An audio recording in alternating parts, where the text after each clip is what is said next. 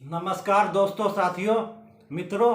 अभी हम लोग चर्चा करने जा रहे हैं राजस्थान के बारे में। तो राजस्थान में अभी है ना uranium corporation of India limited यानी UICL। तो ये जो है uranium corporation of India limited UICL। तो इसने हाल में ही अभी ये फैसला किया है कि राजस्थान में एक डिस्ट्रिक्ट है, उसका नाम है सीकर। तो सीकर में आज से करीब तकरीबन 27 ये जो राजस्थान जो स्टेट है, भारत का जो स्टेट है, राज्य है, उसका एक जिला है सीकर। तो सीकर में आज से लगभग 27 साल पहले वहाँ पर ये पाया गया था कि यहाँ पर यूरेनियम का काफ़ी बड़ा भंडार है।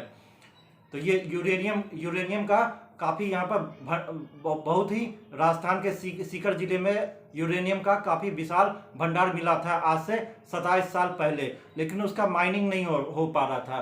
तो अब है ना ये यूरेनियम कॉरपोरेशन ऑफ इंडिया जो है UICL uranium corporation of India limited ने ये फैसला लिया है कि अब जो है ना राजस्थान के सीकर जिले में जो यूरेनियम जो है ना है पाया गया है, तो उसका अब है ना एक्सप्लोरेशन होगा, यानी माइनिंग होगा। यूरेनियम का माइनिंग अब फैसला ले लिया है कि वहाँ पर जो यूरेनियम है उसका अब माइनिंग करेगा कौन? UICL uranium corporation of India limited. तो देखिए, हमारा जो देश है भारत, इसमें सबसे पहले 1951 में 1991 में है ना यूरेनियम सबसे पहले कहाँ मिला था? ये झारखंड के जादूगोरा सिंहभूमि डिस्ट्रिक्ट है, झारखंड का एक डिस्ट्रिक्ट है, जिला है सिंहभूमि। तो वहाँ पर ना एक जादूगोरा एक गांव है। तो वहीं पर यूरेनियम का सबसे पहला भंडार, भारत में यूरेनियम का सबसे पहला भंडार झारखंड के सिंहभूमि जिले के जादूगोरा गांव में मिला था। तो ये पहला भारत का यूरेनियम का भंडार झारखंड के जादूगोरा में है। तो uranium corporation of India limited का स्थापना हुआ 1967 में। तो 1967 में है ना 1967 में यूरेनियम कॉरपोरेशन ऑफ इंडिया का स्थापना हुआ। भारत सरकार गवर्नमेंट ऑफ इंडिया ने स्थापना किया और इसका हेडक्वार्टर कहाँ है? झारखंड के जादूगोरा में, जहाँ पर सबसे पहला यूरेनियम का है ना ये माइन मिला।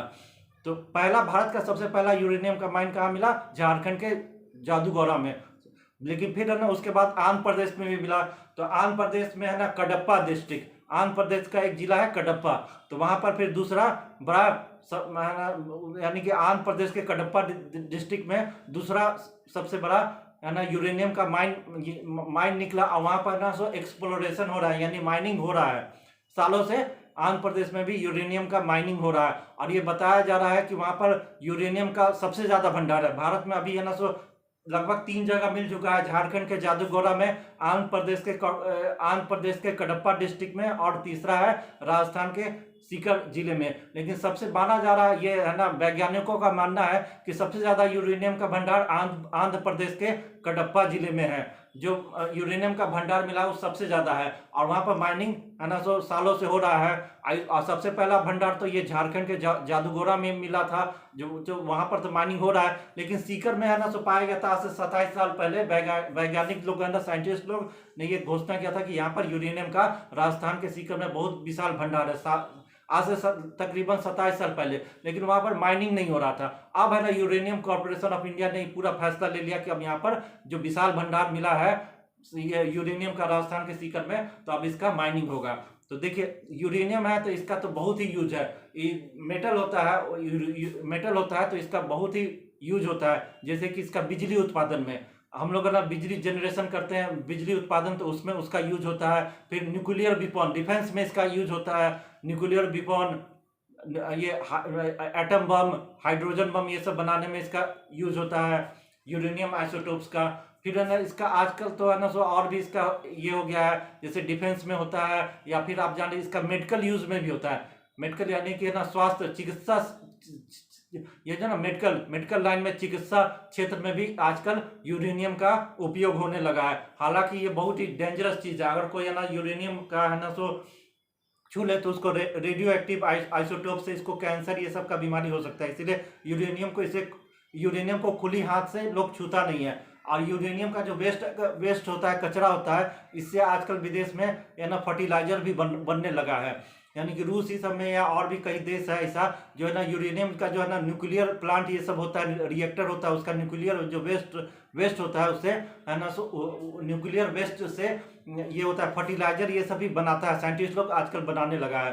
तो इस पर हम लोग चर्चा करेंगे कि इसका तो यूज बहुत ही ज़्यादा है। तो देखिए देखिए पूरे दुनिया में तो यूरेनियम मिलता है, हर जगह मिलता है, लेकिन पूरे दुनिया में सबसे ज़्यादा पूरे विश्व वर्ल्ड में सबसे ज़्यादा यूरेनियम मिलता है कजाकिस्तान में। जो पहले सोवियत संघ देश था उसी का हिस्सा था कजाकिस्तान। तो कजाकिस्तान एक ऐसा देश है जहाँ पर दुनिया का सबसे ज़्यादा यूरेनियम मिलता है, यानी कि दुनिया का लगभग आधा 45% कहा माना जाता है कि 45% यूरेनियम का उत्पादन कहाँ होता है, कजाकिस्तान। तो ये कजाकिस्तान एक ऐसा देश है जो है ना रूस का पहले सोवियत संघ का अंग था, लेकिन बाद में जब है ना सोवियत रूस का खंड खंड में बिखर गया तो ये कजाकिस्तान एक अलग देश, अपना स्वतंत्र देश है। और यहाँ पर यह ना पूरे दुनिया का लगभग 45% यूरेनियम का उत्पादन होता है। तो सबसे ज़्यादा यूरेनियम कहाँ मिलता है, कजाकिस्तान में। उसके बाद ऑस्ट्रेलिया में, कनाडा में, फिर है ना नामीबिया में। तो ये सब जगह है, जैसे ऑस्ट्रेलिया हुआ, कनाडा हुआ, नामीबिया हुआ, तो ये सब है ना जहाँ पर यूरेनियम काफ़ी संख्या में मिलता है, वहाँ उत्पादन होता है। और लगभग है ना ये 3 देश है, कजाकिस्तान, कनाडा, ऑस्ट्रेलिया, दुनिया का 60% लगभग 60% यूरेनियम का उत्पादन करते हैं। नामीबिया भी इसमें आ गया है, ये भी है ना उत्पादन करता है ज़्यादा मात्रा में। लेकिन भारत अब में है ना बहुत ही यूरेनियम का बहुत ही कम उत्पादन होता है। यहाँ पर यूरेनियम का माइन, खादान, ये सब बहुत कम ही है।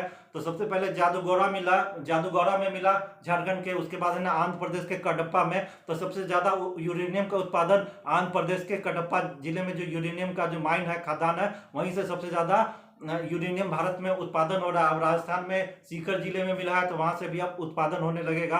तो ये इससे हमारे देश को, कंट्री को काफ़ी बूस्ट मिलेगा कि यूरेनियम का तो है ना न्यूक्लियर वेपन में, न्यूक्लियर रिएक्टर इस समय बिजली के उत्पादन में होता है। आजकल तो फर्टिलाइजर्स भी बन रहा है यूरेनियम से। फिर ना मेडिकल लाइन में, चिकित्सा क्षेत्र में भी इसका आजकल उपयोग होने लगा है। तो ये तो आप समझ गए कि पूरी दुनिया में सबसे ज़्यादा यूरेनियम कजाकिस्तान में मिलता है। फिर है ना कनाडा, ऑस्ट्रेलिया ये सब करता है। भारत में कम ही मात्रा में मिलता है, अभी खोज रहा है लोग, वैज्ञानिक लोग। अब मिला है राजस्थान में, वहाँ से भी होगा। लेकिन आप देखिए इसका यूज़ क्या है। देखिए यूरेनियम का यूज़, तो यूरेनियम का यूज़ तो हम आप लोग को बता दिए ना कि इसका बिजली उत्पादन है, परमाणु ऊर्जा, न्यूक्लियर रिएक्टर से परमाणु बिजली घर ये सब बनता है। जैसे कि तमिलनाडु में है, या है ना उत्तर प्रदेश के नरोरा में है, महाराष्ट्र के जीतापुर में है, ये सब है। वहाँ पर है ना बना हुआ है, आंध्र प्रदेश में है। तो आप देखिए वहाँ जो न्यूक्लियर रिएक्टर होता है उस सब में परमाणु बिजली ये सब उत्पादन होता है। तो अभी आपको देखते हैं कि भारत में जितना भी बिजली उत्पादन हो रहा है उसका मात्र 2% ये परमाणु है ना, यानी न्यूक्लियर रिएक्टर से, ये जो परमाणु बिजली से जब है ना मात्र 2% ही बिजली का उत्पादन होता है। भारत में लगभग आधा 50% होता है ये कोयला से, कोयला के द्वारा, थर्मल के द्वारा, यानी कोयला से ही 50% बिजली का उत्पादन होता है। लगभग 2 से 2.5% है ना भारत में जो ऊर्जा बिजली है ये है ना मात्र न्यूक्लियर रिएक्टर से मात्र 2 से 2.5% ही उत्पादन हो रहा है। और पूरे दुनिया में देखिए, पूरी दुनिया में कोई देश तो काफ़ी मात्रा में अपना बिजली का उत्पादन करता है यूरेनियम के द्वारा, न्यूक्लियर रिएक्टर से, परमाणु बिजली घर से। तो कोई देश तो काफ़ी ज़्यादा होता है, जैसे जापान हुआ, अमेरिका हुआ, रूस हुआ, ये सब होता है। लेकिन अब ऑन द होल पूरे दुनिया का में आप हिसाब किताब लगाइएगा ना, तो पूरे दुनिया में जितना भी बिजली उत्पादन होता है उसका मात्र 14% परमाणु बिजली घर से ही उत्पादन होता है। बाकी थर्मल हुआ, कोल हुआ, हाइड्रो हुआ, या है ना जो होता है non renewable sources of energy, पन बिजली, जैसे कि ये होता है पहाड़ पर है ना, ये पन बिजली परियोजना होता है, उससे भी बिजली उत्पादन होता है। लेकिन पूरे दुनिया का 14% पूरे दुनिया में जो 14% बिजली का उत्पादन आजकल हो रहा है वो है ना परमाणु बिजली घर से होता है। और हमारे देश में मात्र 2% है ना बिजली का उत्पादन परमाणु बिजली घर से होता है। अब देखिए जो परमाणु बिजली घर में जो है ना ये बिजली का, परमाणु बिजली घर में जो बिजली का उत्पादन होता है यूरेनियम से, तो यूरेनियम 235 जो है और है, इसका है आइसोटोप्स है। तो उसके 235 यूरेनियम का आइसोटोप्स है, उसके द्वारा ये होता है। तो ये जो परमाणु बिजली घर में जब है ना, सो जब यूरेनियम का प्रयोग क्या किस लिए करते हैं, बिजली उत्पादन के लिए। तो इसको आप जानते हैं कि यूरेनियम को इनरिच किया जाता है। तो ये जब बिजली उत्पादन के लिए है ना, सो ये जो परमाणु बिजली घर में यूरेनियम आइसोटोप्स को इनरिच किया जाता है। तो इसका है ना इनरिचमेंट कितना होता है, मात्र 3 से 5%। यानी कि अगर यूरेनियम का अगर है ना यूज करना है बिजली उत्पादन के लिए, तो इसको इनरिच करना होगा। यूरेनियम को इनरिच किया जाता है परमाणु बिजली घर में। तो इसका इनरिचमेंट कितना होगा, 3 से 5% के बीच में। अगर 3 से 5% के बीच में अगर इनरिचमेंट होता है, तब इसका उपयोग माना जाता है कि ये है ना, सो इससे है ना बिजली का उत्पादन किया जाएगा, इसलिए होता है। लेकिन है ना अगर आप है ना, सो इसका इनरिचमेंट परमाणु बिजली घर है और उसमें है ना, सो यूरेनियम का इनरिचमेंट अगर 20% से ज्यादा जब करने लगते हैं, तो इसका मतलब समझा जाता है कि इससे आप है ना न्यूक्लियर वेपन बना रहे हैं, एक्सप्लोसिव बना रहे हैं।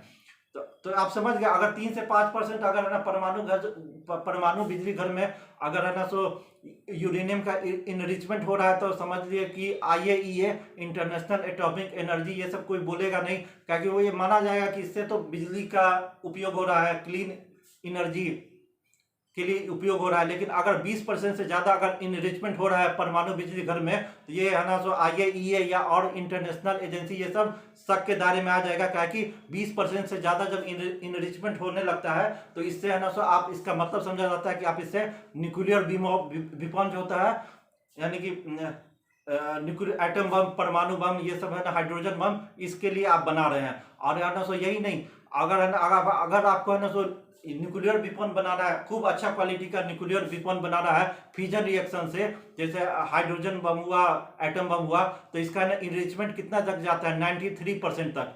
यानी कि अगर न्यूक्लियर परमाणु बिजली घर में न्यूक्लियर रिएक्टर ये सब में अगर 90 से 91, 93, 94% तक अगर इनरिचमेंट हो रहा है न्यूक्लियर ये रिएक्टर में आइसोटोप्स का, न्यूक्लियर रिएक्टर में यूरेनियम का इनरिचमेंट कितना हो रहा है, 90%, 91%, 93%। तो इसका मतलब ये समझा जा रहा है कि इससे आप है ना, सो परमाणु बम बना रहे हैं। तो इसीलिए पूरा इंटरनेशनल एटॉमिक एनर्जी जो है, ईरान में अभी जो है ना, सो इतना झंझट चल रहा है, हल्ला हो रहा है कि ये जो ईरान जो है अंडरग्राउंड जो न्यूक्लियर रिएक्टर ये सब बनाया हुआ है, परमाणु ये पहाड़ के नीचे ये सब जो बनाया हुआ है, उसमें जो है ना, सो ये इनरिचमेंट हो रहा है वो 20% से ज्यादा हो रहा है। और ये ज्यादा इनरिचमेंट जब ईरान जो कर रहा है इसमें, तो इसका मतलब है कि ये परमाणु बम बनाएगा। कोई बोल रहा है इंटरनेशनल एजेंसी ये सब किया 6 महीना में परमाणु बम बना लेगा, 1 साल में, कोई बोल रहा है कि 2 साल 3 साल में बना लेगा।